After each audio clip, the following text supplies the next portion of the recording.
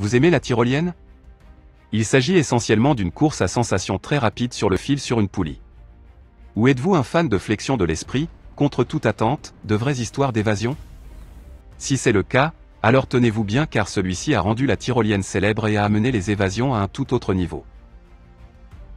1986, frontière tchèque-autrichienne. Deux non-conformistes, dans une pittoresque petite ville tchèque appelée Litomyšl. L'un bûcheron un peu savant fou, l'autre mécanicien des chemins de fer, essayant de découvrir l'énergie libre, a attiré l'attention indésirable de la police secrète communiste. Forcés de fuir le régime totalitaire, s'évader de la plus grande prison du monde, connue sous le nom de communisme, était la seule option. Ils se sont échappés au-dessus d'une zone militarisée en tyrolienne sur une ligne électrique de 380 kV qui sort d'une centrale nucléaire appelée Dukovany.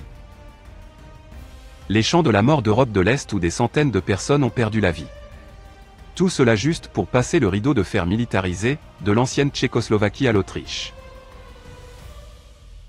Cette folle évasion s'est déroulée sous une violente averse, sans être détectée, et avec une précision sans faille. Selon les médias occidentaux, cela de loin, était l'évasion la plus intense, électrisante, audacieuse et certainement la plus créative de l'ère de la guerre froide, avec un niveau d'intensité facilement comparable, sinon surpassant les horribles histoires d'évasion de la Corée du Nord.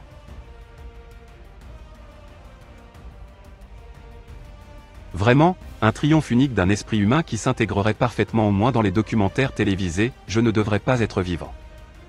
Pour une galerie de photos complètes et des photos de la poulie de tyrolienne exposée au Museum of Escape, Checkpoint Charlie, à Berlin, Allemagne. Ou ce livre fascinant, récemment révisé, disponible en anglais sur Amazon.